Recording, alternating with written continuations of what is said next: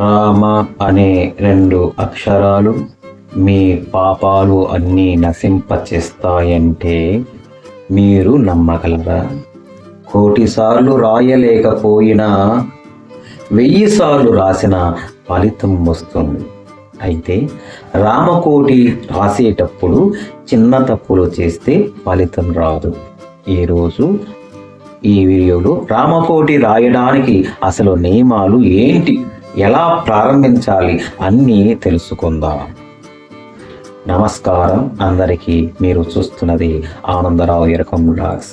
ఈరోజు మనం తెలుసుకోబోయేది రామకోటి రాయడం వెనుక ఉన్న మహిమ, అలాగే పాటించవలసిన ముఖ్యమైన నియమాలు.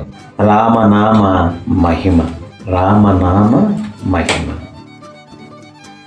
రామ అనే పదము సహస్రనామాల ఫలితాన్ని ఇస్తుంది అని పరమశివుడు పార్వతీదేవికి చెప్పినాడు.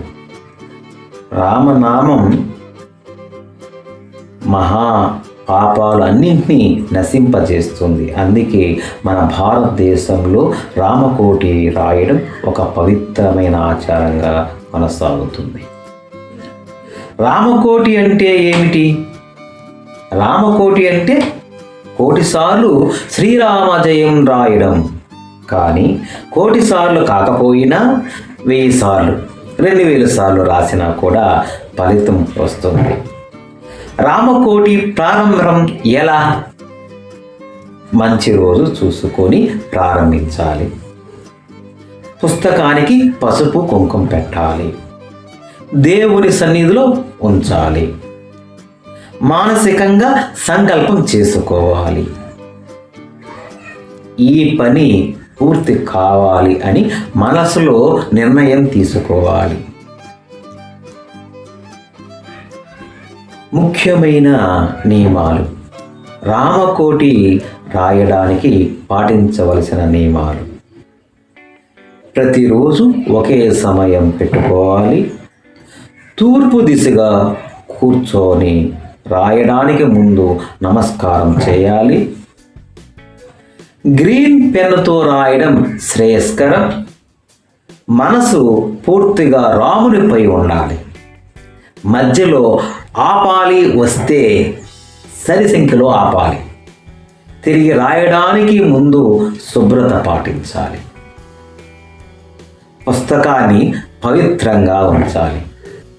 ఇతర విషయాలు అందుబాటులో రాకూడదు. ముఖ్యంగా బలవంతంగా రాయకూడదు. భక్తితో రాయాలి. పూర్తి చేసిన తర్వాత పూజ చేయాలి. ప్రసాదం పెట్టాలి. పుస్తకాన్ని పసుపు వస్త్రంలో కట్టి తర్వాత భద్రాచలంలోని శ్రీరాముడికి సమర్పించవచ్చు, లేదా సమీపంలో రామాలయంలో ఇవ్వవచ్చు. ఫలితాలు. నిష్ఠతో రామకోటి రాస్తే మనసుకు శాంతి, పాపక్షయము, కోరికలు నెరవేరుతాయి అని పండితులు చెప్తున్నారు.